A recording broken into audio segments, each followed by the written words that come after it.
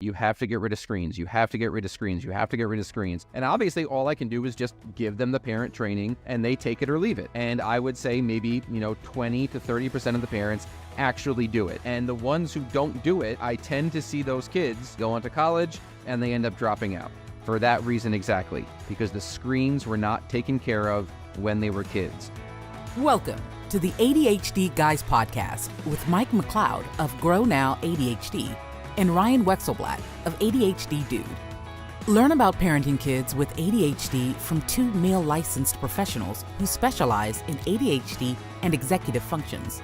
No fluffy parenting advice, only practical information that will help you help your child. Hey everyone, welcome to the ADHD Guys podcast.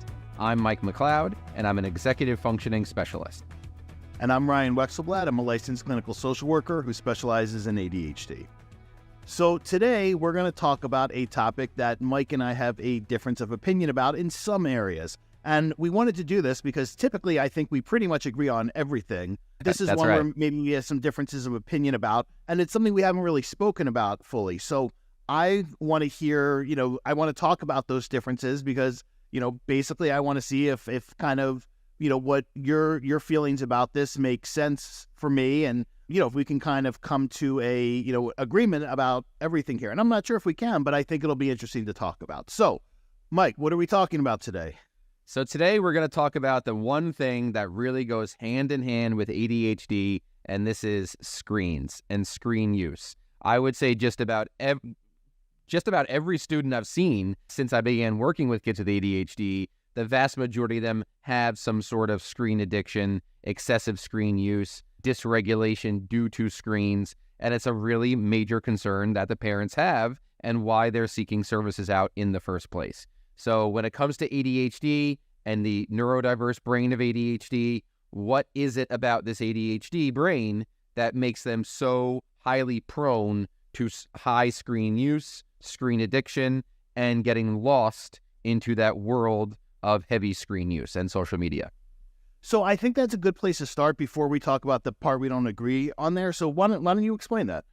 Yeah, so basically one of the easiest ways to describe it is the ADHD brain produces much less dopamine than the neurotypical brain. So that really is the feel-good neurotransmitter of the brain. That is the reward system, the neurotransmitter that makes you feel good, that lets you know you're doing something right now that makes you happy, that you're doing something that makes you comfortable and safe. And it's just a true reward center, the brain letting you know that you are doing something that feels good. So it's the neurotransmitter in the brain that makes you feel happy, good, and comfortable. And a major reason why individuals with ADHD have so much difficulty initiating, persisting, and completing non-preferred tasks or doing anything outside of the small, narrow ADHD comfort zone is because of just that, is because of the low levels of dopamine in the brain. So ADHD is a disorder of self-motivation towards new, challenging, non-preferred tasks. And a major reason why is because of these lower levels of dopamine and making it harder to reward themselves intrinsically doing these tasks. Okay. So let's talk about the part we don't agree on there, okay, which is the word you used, addiction, okay? My feeling is that, number one, the word addiction is thrown around way too liberally in our culture. We tend to call everything addiction, just like I feel like we use the word trauma too liberally. So when I think of addiction, okay, particularly if we're talking about in the context of screens, I'm thinking of something much more severe than a kid becoming dysregulated when they're asked to get off. What I'm, talking about is somebody who, using screens to basically avoid feelings, because that's what addiction is, right? It's basically using something to avoid feelings. Now, we can make the argument that that's true for a lot of kids with ADHD, but I think we have to be careful in terms of calling it an addiction, because really when we look at it, it doesn't meet the criteria of an addiction. And, when I've spoken with, clinicians who have really seen screen addiction, it is, beyond, I think, things that both you and I have seen. So for instance, somebody who, will not, get up and go to the bathroom, somebody who won't eat, they've lost their jobs if they're, a young adult over screens. So what I explain is that everything is on a continuum. So, for kids with ADHD, we can see excessive use, we can see compulsive use, but I have to say in terms of kids, I don't really consider it to be an addiction. Your thoughts? Yeah. So overall, in the work that I've done, and this is a topic I'm very passionate about. If you follow me on Instagram, I talk about screens all the time. And honestly, I am passionate about this topic because of just how many lives I've seen be destroyed by screens. I've just seen it time and time again. Kids that have potential through the roof, that really have great talents and great interests and can be successful, but the parents, let's be honest, the parents were too scared. They had fear in their body to take away those screens because they didn't want to deal with the behaviors. They were convinced their kids were going to lose all their friends because all their friends were on screens too. They didn't want to deal with the tantrums, the blow-ups, possibly breaking things in the home. So screens were never taken away. And this child just did not have the varied experiences in life between 1 and 18 because their entire lives were spent on screens. And by the time they age out of high school, the IEP is gone, the 504 is gone, all the support of the school is gone, and this kid is completely unemployable. They have no employability skills, and there's no chance they could be successful at college. And here you have a 25-year-old, 30-year-old living in the basement because the screen addiction was never dealt with. I do believe this is an addiction because, as we know, ADHD is highly correlated to addiction. ADHD has a high correlation to alcoholism, drug use, gambling addictions, all of those things. I truly believe, and I'm going off of, all the case studies and the practice-based evidence I've encountered during my time in this career, that this basically is gambling. So there's, casinos are places you have to go to at some places throughout the country, and you get to pull that slot machine. These video games, the Xbox, the Switch, the PlayStation, these are gambling systems in your house. I do not see any difference between video games and screens and casinos to the ADHD brain. They are getting such a massive dopamine rush when they play these games that there is nothing that can stimulate them besides that screen. I have a lot of parents say to me, I'll let him play a couple of games as soon as he gets home from school so he can relax a little bit because school is so hard for him, and then he does homework. But then when I ask him to do homework, it's a huge fight. He can't do it. Of course it is, because you're asking him to do homework, an unbelievably non-gratifying task, after doing screens. And I think one of the big telltale signs that show that it is an addiction is the vast majority of parents who are too scared to take away screens. They don't want to do it because in their heads, they may never admit this out loud. And some of you listening right now can probably agree with this. It's hard to agree with it, but deep down, you probably do agree with it. If you took screens away from your child, there's a very good chance you're going to have to call 911 because your kid is going to go off the rails, start breaking things. They may self-harm. They may say, I want to, that sentence that kids love to say, in different ways. But obviously it requires safety and a very specific adult response when they hear that sentence. But the fact that there's something in the house, and if that gets taken away from them, you have to call 911, you have to bring in support. I've never had a parent have to call 911 when Legos were taken away or trucks were taken away. These screens are so addictive that it's a drug. It is a straight up drug to these kids. All right. So point I don't agree with, but let's talk about this, Mike. And I want to make this clear for everyone. When you're talking about addiction and what you just described, okay, and you were specifically talking about what you've seen in young adults or maybe not so young adults, correct? I would say all ages, really, 21 and below. Okay. When you were talking about the young adults or maybe not so young adults, what I tend to think about with that, Mike, is that I could see that more with somebody with autism, okay? I can't say in my career I've ever seen that with somebody with ADHD, with an adult. I see it multiple times a week, every week.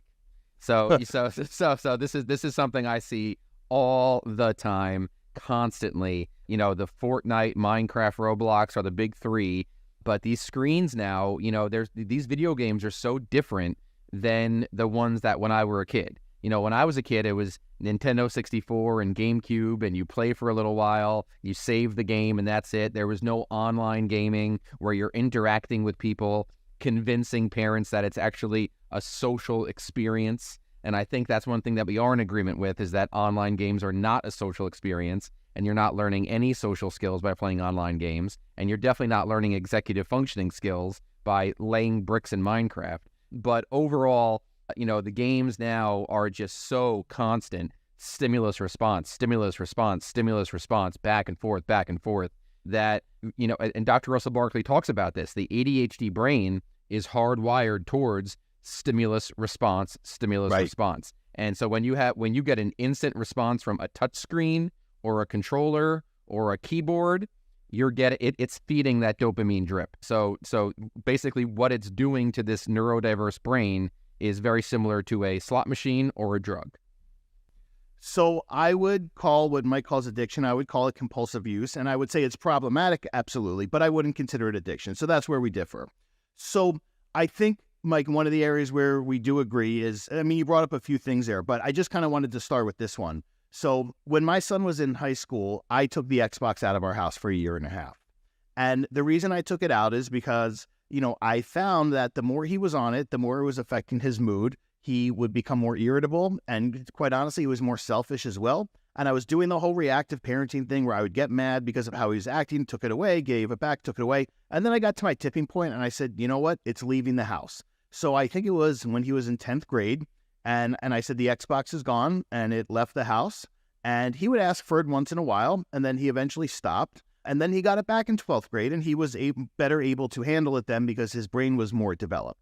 Now, I would say that, no, do I think it was an addiction? No, but it was certainly affecting his mood and behavior, and that's something obviously we have both seen a lot, So I think the one thing I wanted to say, and then let's talk about some of the common myths that you brought up, like, about, video games help executive functioning, or they're, replacement for social interaction. And I'm just thinking, Mike, I've seen some comments on your Instagram when you talked about video games and people debate you about this, Yeah.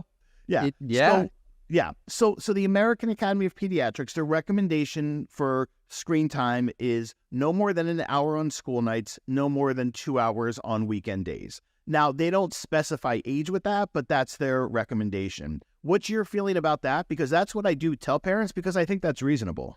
So, I think a very important thing for parents to understand is these norms and these recommendations really tend to be for the neurotypical population. And a lot of the studies being done on screen use and the negative effects of screens are on the neurotypical population. It's very hard to find a real peer-reviewed journal-based study on screen use simply right around ADHD kids, confirmed diagnosis ADHD kids. So that's very hard. So there's lots of research showing the negative effects of screens.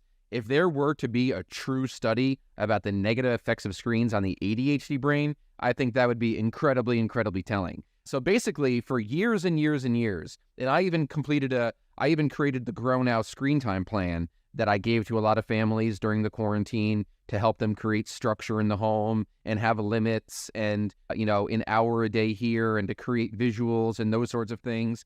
And since I've created that screen time plan, and since quarantine and COVID and everything, honestly, things have just gotten worse. And what I'm finding is for kids with ADHD, the games are becoming more and more crazy addictive. They're becoming more and more just like Fortnite.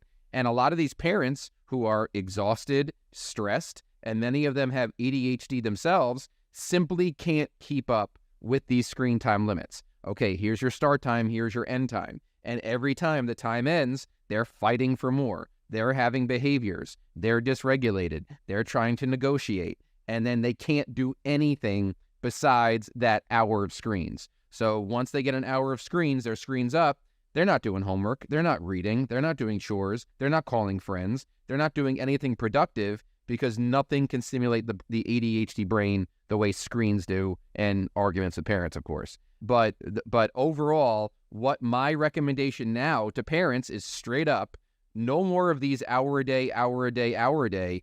If you were blessed with an ADHD child, you need to have a video game free house. And I'm being very specific about video games. If you were blessed with an ADHD child, you really should not have an Xbox, a PlayStation, a Switch in your house, because it's not going to be worth the stress that it gives you. Should you have a TV? Sure, you should have a TV. In my personal opinion, there's no research to back this up, TV is the lesser of all evils because it's more passive. You just sit back, you watch it. You're not controlling it with your fingers. You're not, there's no constant stimulus response. You're just sitting there. And kids do tend to get bored of TV after a while and move around. I know every kid is different, but these screen time limits are too hard for parents. So if you were blessed with an ADHD child, just like if you were blessed with a child with diabetes or Crohn's or celiac, you need to have a very specific type of kitchen, a very specific type of cupboard. You can't have those kinds of homes, those kinds of foods in your home because they're dangerous to the child. If you have a child with ADHD, I strongly, strongly recommend you do not have video games in your house. And I love that story you tell about your son, Ryan, because what I cannot say, what I need to scream from the mountaintops, is I have never in my life, in my entire career, ever worked with a family that took screens away, persevered through those behaviors for 1 week, 2 weeks, 3 weeks, 4 weeks, a month, depending on how severe the addiction was. I've never worked with a family that took screens away and ended up regretting it. Every single one of them, with 100% accuracy, ended up reaping the benefits and seeing a brand new kid who conversed better, slept better, was more regulated, got better grades, did more things outside. It's amazing what your child can do when those screens are no longer an option for them. So I want to talk about the parts I agree with there and then don't agree with. So when you talk about removing screens, I don't think there's anything wrong with at all with taking what we would call a screen detox. So even in my training about, compulsive gaming, that's one of the things always recommended is that there's a screen detox for, between 1 and 2 weeks. And I think, really it's to reset the brain and kind of like you said, to get back to, a state of, what would we call it? A state of baseline. Baseline. Yeah. Yeah. Okay. So what I tell families that's different from Mike is this, that, obviously I don't have such a strong feeling about this as Mike does, but I do tell families if you're going to have, video game screens, then what I suggest is, putting limits on how much during the week and the weekend, and that video games need to not be an entitlement. They need to be something earned on a daily basis for meeting expectations. And I vary the amount of expectations kids should have based on age, but it's basically between, 2 and 6. And what I tell families is split expectations up in between behavior at home and helping out at home. So you're covering those two areas. The other thing with this I teach is that there needs to be a contract in place where there's, specific parameters around, playing about what games are okay, what games are not. But the other thing that I teach in my membership site, in my Executive Function Crash Course series, is a strategy to help kids get off of video games, which involves using, as you know, the analog clock so they can visually see the transition coming up. Because as we both know, timers, the red countdown timer, those are gimmicks that do not teach you how to feel time, and they are not going to teach you how to transition away from a, from a preferred task to a non-preferred task. But one of the things, Mike, I will tell you is when I find that people implement, that strategy with the clock and put in, what I call future plan time, so the kid prepares for the transition, I do have people tell me that makes a tremendous difference in terms of the kid not getting dysregulated when they play. So I'm wondering, because the same strategy, is that something that you recommend also, or are you too, about this because you feel so strongly that you don't even bother with that and you just say get rid of them? Yeah. So my response to that would be some kids can handle that and some kids can't. So a big theme of what you constantly hear about kids and child psychology on social media is that every behavior is communication. You hear people talk about that ad nauseum, Yes, you do. Everything, blah, blah, blah. Okay, so we want to say every behavior is communication. So what behaviors is your child having around screens? If they're having dysregulation before, after, they're obsessed with it, they're constantly asking, they're negotiating, they're trying to get more time, they're telling you with their behaviors that they're not ready for it. We know that there is an actual age and then a 3 to 5 year delay in brain age, in executive age. Maybe your kid's just simply not ready for that. We don't teach kindergartners multiplication because their brains aren't ready for it. Is your child telling you with their behaviors that they're not ready for screens? And the only one who can answer that is you, the parent. You, the parent, are you dealing with these constant behaviors? Are screens a constant fight? If they are, you're probably going to have to do one of the most difficult things and remove them. I can agree with you on that point. There you go. It's All about right. time. We got it. Yeah. All right. So, Mike, let's do this. Let's talk about, I want to go through and name some of the kind of, I'm going to call them justifications I find, people make for screens. Yep. The rationalizations they make. Yeah, yep. the rationalization Yep. for it, the better word to use. Yeah. So I want to name them. And then after we're done that, let's talk about our recommendations across the board, because I think it would just be good to summarize them for everyone, your recommendations and my recommendations. But first, let's do this. Okay. So I'm just going to name them and then I want you to comment on them. Okay. All right. Sure. Screen times help self-regulate. That is quite possibly the most wildest one. So screens are unbelievably dysregulating. So they may make the child happy in the moment. Are you putting an unbelievably temporary Band-Aid on this child, while they're able to play a game or watch YouTube or, play a computer game, those sorts of things? Afterwards, you're going to have an unbelievably dysregulated child. I make this joke a lot in the presentations I do from Seinfeld, Serenity Now, craziness later. This is exactly what it is. You think your child's regulated by that screen. You are completely throwing their brain for haywire once that screen is gone. So if you want them to just play games and be sucked into the internet and gaming world 24 hours a day, 7 days a week, fine. That's your choice as a parent. You want to do that. But once that screen is gone and you want them to go, exercise, go do something healthy, go play with someone face to face, go do a chore, go apply to a job, go learn how to drive, do their Common App, anything that is actually important to their life, good luck, because it's not going to be as stimulating as a screen, and you're going to have to deal with a lot of behaviors to get them to do the most basic task. And this is where, for younger kids, this is where kids refuse to brush their teeth. Kids refuse to do the most basic tasks in life because it's not as stimulating as a screen. So then the kid will say, I'm not brushing my teeth. I refuse to brush my teeth. And then we go down the vicious cycle of self-diagnosing this child with PDA, and we go down that route. So I just want to say to everyone, I think Mike was being very diplomatic when he just said that's one of the wildest things we've heard. I would say it's one of the stupidest. Yes. I'm not going to be so diplomatic. Yeah, that could not be more false. Yeah. Okay. Mike, how about this one? That, video games build executive function skills. That's hilarious. So that's probably one of the most common comments I get, because these parents, games are pretty advanced these days, and parents who are of older generations like myself will watch their kids play games, and the games seem pretty advanced and it seems pretty complex, and parents are, oh, he's solving puzzles, he's solving riddles, he's building things, he's interacting with people on the computer, he must be developing skills.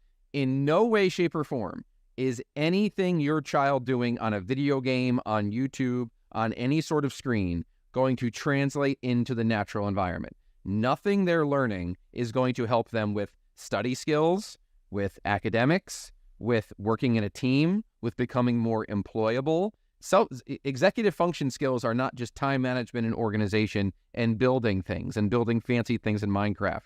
Are they learning to self-regulate? We just talked about that. Are they learning to self-motivate towards challenging tasks? No, because all they're doing is instantly gratifying tasks of games. So they're not learning self-motivation. They're learning screen addiction. They're not learning self-awareness, and they're not learning how to self-evaluate. So there's absolutely nothing your child can do on a screen that's going to make them more employable, more independent, or more successful academically or socially. Mike, I don't remember who this was, but I was listening to a podcast and this question was brought up. And the person said, they said, about, well, don't video games help build executive function skills? And the person said, well, so does going outside and throwing a ball, right? Or so does playing an instrument, or, making music, whatever it is. So I think the point is that, if you want to help your child build executive function skills, it's not sitting in front of a screen playing Minecraft because they're laying bricks on top of each other. It's 100%. through real world experiences, whether that's being creative, whether that's building something, whether, again, playing an instrument, just throwing a ball around. And I think we should also mention, Mike, that, and I'm sure we both agree on this, that the way executive function skills and social skills develop naturally is through unstructured play, where adults are not directing or hovering. 100%. And let's dive a little bit deeper into that. Okay. Number one, executive functions are developed, all the research shows, through varied experiences. And Yes. the big problem with screens is kids only want to do screens. Everything else besides screens sucks and is boring and is stupid. So if all they ever want to do is screens, there's no chance they're having varied experiences. They're just doing screens. And what else are executive functioning skills? Visual imagery, which you don't practice playing games because the screens are literally providing the visuals for you, and self-directed talk, which is not needed for gaming because you're just following the lineage of the game. So you're not using your executive functioning really at all while playing games. All right. So, Mike, the next one, video games are social, and it's a way to build friendships. So that right there might be the number one thing that parents have convinced themselves of, honestly, to make themselves feel better about how much their kids are playing games. Let's be honest. Parents out there, take a deep breath and think to yourself, is this really true, or have I been manipulated enough to believe that thought so I can have a little bit of peace of mind about just how damn much my kid is on screens? There's your child, listen to the next time your kid is playing video games with peers. They're talking about, hey, pass me that gun, pass me that weapon, pass me this, build me this, do this, do this. Conversational-wise, it's not translating into the natural environment. And video game play completely gets rid of all nonverbal communication of eye contact, facial expressions, tone, mood, body language, anything like that. It completely removes all of that. So I can't tell you how many parents tell me, oh, my son has all these video game friends. It's helped him so much socially. But then that kid never ends up doing anything with kids face to face. It's video games and that's it. How is that going to help him be successful at a job, even a basic entry-level job like working at a grocery store, working in a team and communicating with people? In no way, shape, or form are video games social. They're not. They're being marketed as social by big tech that want you to think that. And there's a reason why these social-based games need your credit card inputted so that your kid can constantly buy new skins and new updates because it's a social thing and they're bringing that in. I can't tell you how many kids I work with that have their parents' credit cards saved on Fortnite and they've spent literally thousands of dollars just on new outfits and new weapons and new skins and all of those things. But it's okay because it's social. So 100% big tech has convinced you that video games are social. Just like for years and years and years, we were told that breakfast was the most important meal of the day. So everyone go buy waffles and pancakes and cereal. Fruit Loops. Fruit Loops and all those big things. We're being sold a lie that video games are social so that you'll spend money on them. So, Mike, I want to mention at the time we're recording this, it's January, and next month the new book is coming out, and I can't remember name off the top of my head, but it's Jonathan Haidt who wrote The Coddling of the American Mind, and this new book is about child anxiety. And one of the recommendations he makes in the book, and he's a social psychologist, so this is all based on research, one of the things he talks about in the book is that kids need to have real-life friendships that are not based on social media and are not based on video games. So there is research to back this up, that, video games, screen-based relationships are not a replacement for real-life in-person relationships. 100%. And kids need that to develop executive functioning skills. Really what we're seeing now, and parents need to understand just how dire this is. Over the past couple of years, America now leads the world in first semester college dropouts. And so many of these kids were successful in high school. They got the grades. They got accepted into that college for all the right reasons. They had the grades. They had the SAT scores because they had a 75-page IEP, a 504 with every copy and pasted accommodation.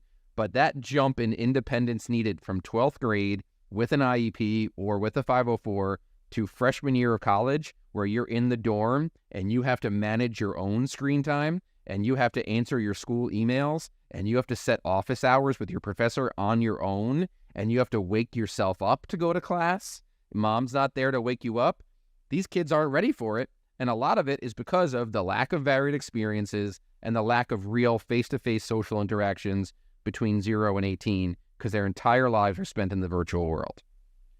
Mike, one of the things I do want to mention about this is that, when the times I've worked with, young adults who have not made it through their first semester in college, it is never because they couldn't handle the work academically. It's never because of, academic organizational skills. Almost every single time, it's because they couldn't manage their screen time. And Exactly. Then they began, oversleeping and missing class, and then things just snowballed. So I am completely with you on that. And this is probably one of the main reasons why I am so damn passionate about this subject, is because I have worked with students for, years and years and years. And of course, part of the work I do with students is parent coaching. And I'm constantly telling them, you have to get rid of screens. You have to get rid of screens. You have to get rid of screens. And obviously, all I can do is just give them the parent training and give them the recs, and they take it or leave it. And I would say maybe, 20 to 30% of the parents actually do it. Remove the screens or significantly eliminate the screens. But some are too nervous to do it, too scared to do it, don't want to do it for whatever reason. And the ones who don't do it, I tend to see those kids graduate from my services. I stop working with them, our work is done. They go on to college and they end up dropping out for that reason exactly, because the screens were not taken care of when they were kids. They go on to college and they sit in their dorm room all day eating junk food, never communicating with people, never stepping out of their dorm to make real friends. They're just on the internet, on games all day, every day, and they end up wasting lots of student loan money, lots of time, and the kid just comes home and he's back at the parents' house, back in the basement, right back at square one. So all that work with that IEP, all that work with that 504 is wasted because the screen addiction was never taken care of. So, Mike, before we talk about our recommendations, which are obviously going to differ, one of the things I do want to clarify for everyone is, I know it might sound like we're like parent bashing here, saying parents rationalize a lot of this in their head. And I want to say, in all fairness to parents, we both know how much misinformation is on Instagram and Facebook, often spread by parenting influencers, sometimes by professionals who tell parents this stuff, right? That screens self-regulate, or, their social skills, or whatever it is. So I just want to clarify for everyone, we are not parent bashing here. We want to address these common myths that parents learn. And if nobody kind of challenges those myths, then they're just going to accept that as reality a lot. This is, and let's be honest, this is, big tech. There was a reason why the heads of all these organizations, like Steve Jobs, the head of Microsoft, the head of Apple, all these things, don't give their kids screens, because they know really what's happening to these things. So, this is, look at all of us. I have a screen addiction sometimes. I'm on my phone too much, looking at, totally stupid things. This is the world we live in. We live in a world full of distractions and tech, and big tech and Apple and iPhones and screens and everything have made this an unbelievably difficult time to be a parent. So this is not parent bashing. This is really, they are purposefully making things as addictive as possible. And another thing that we should touch on is there are many parents that fought the fight and did remove screens. And then what happened? Their kid went to school and got a laptop. Their kid went to school and got a Chromebook. And now that's a problem. So this is another battle parents are facing. Many parents have done the right thing and eliminated video games and eliminated screens. And then all of a sudden, their kid's coming home with a Chromebook every day. And they're spending hours on YouTube, and the school refuses to block it. The school refuses to do anything on the computer because, hands off, can't do it. So now with schools becoming high tech, it's another hurdle parents have to face. Exactly. So, Mike, let's finish up. How about your top 3 recommendations for parents around video games? So I would have to say the number one thing is you do want to try to implement some sort of system with the clock and the dry erase markers and, coming up with a plan. The number one thing is you have to sit down with your spouse, with your partner, and come up with a plan. The number one mistake I see way too many parents make is just open access. The Xbox is always there. The Switch is always there. The laptop is always there. And it's there. And parents will call me and they'll say, I don't understand why he just doesn't do his homework in his room. Because an Xbox is in there. That's why. Like, you're expecting your kid to sit and do math homework and an Xbox is sitting right there. Very few kids have that ability to inhibit their impulses and be on their and do homework instead of being on an Xbox. So number one is get rid of open access. Number two, sit with your spouse and come up with a plan. Come up with when the screens are going to be available, what days, what hours, and what needs to be done before. There has to be a plan, and mom and dad, or whoever it is, mom, dad, whatever it may be, or a single parent, sit down with a trusted friend. You need to have some sort of concrete plan. And number three, create visuals around that plan. Don't just sit down with your kid and tell them. There has to be visuals. And then the big one is if your child shows you with their behaviors that they're not using that clock, they're not listening to you, they're negotiating, they're fighting, they're dysregulated after screens, then they're telling you they're not ready for it. And they need a significant detox for as long as possible. And like I said earlier, I have never worked with a single family that took screens away and regretted it. So if you're ready to do it after hearing this podcast, take the screens away, reach out to me. Let me know how it goes. Persevere through that month of behavior where they're going to do everything they can to get those screens back. The yelling, the fighting, the breaking, the sympathy seeking, everything that they do to get those screens back, persevere through it, and tell me how you see a brand new kid now. A kid that goes outside, has friends, gets better grades, eats better, sleeps better. Because at the end of the day, that's the goal. Improve quality of life. Mike, before I give my recommendations, why don't you talk about what you meant in number two about use visuals? Because I think a lot of people probably don't know what you mean by that. Yeah, so, parents tend to instantly go for just these constant verbal prompts. Okay, so you can play games from 6 to 7, and at 7 o'clock, it's time to do this. You need to have some sort of visual. You want to have that analog clock, not a digital clock, not Alexa, not any of those things. You want to have an analog clock so they can see time moving with the dry erase marker like Ryan talks about in all his parent training videos, really effective evidence-based strategies. And you want to have visuals saying, from this time to this time, like we have in our screen time plan. So you want to have visuals throughout the house saying when screens are available and also what needs to be done to get those screens.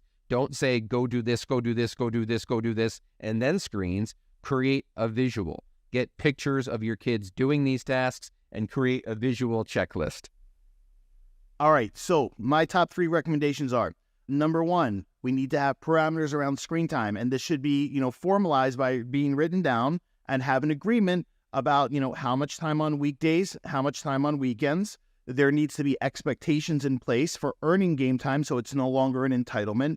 And the other part of that would be, as part of the expectations, is we have an agreement about what games kids can play and not play. And what I tell parents is, and I learned this from Dr. Leonard Sachs, who's not far from Mike, that we, when we're talking in the context of video games, we need to talk about which games are morally questionable. And when we talk about morally questionable, what that means is there killing involved? So, a game like Grand Theft Auto or Call of Duty, you can go around and kill people and they're pretty violent. Even in, Grand Theft Auto, there's prostitution in it. So we want to keep kids away from games that are morally questionable.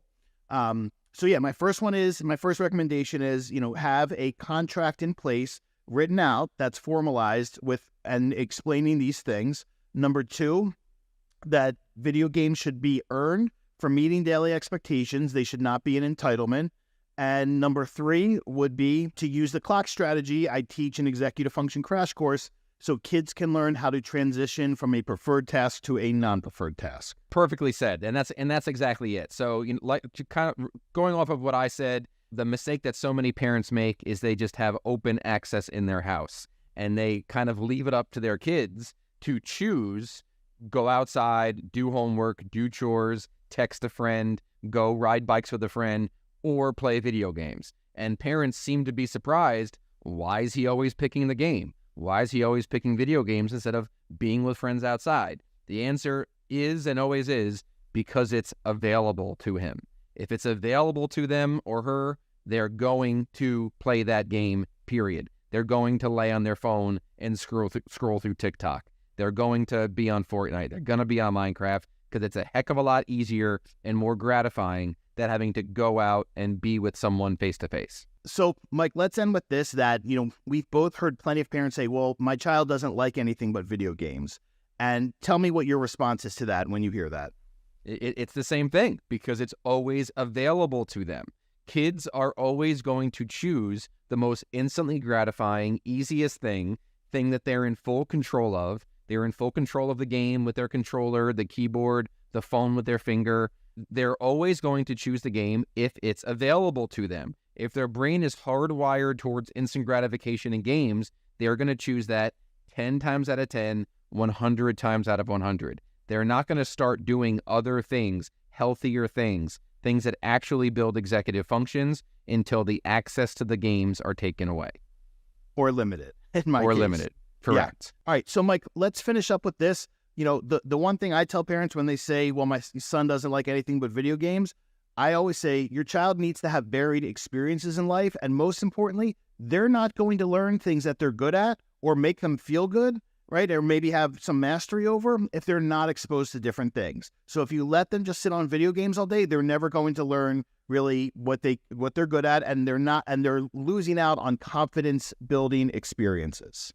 100%. That is the number one way that executive functions are developed, through varied experiences. And we grew up in a world where we think that kids are going to learn skills through worksheets, through lectures, through, lessons, through a book, through those kinds of things. No, the most important skill in life is executive functioning. Executive functioning is the greatest predictor of success we have for human beings. And it's developed through varied experiences and interpersonal relationships, and through unstructured play.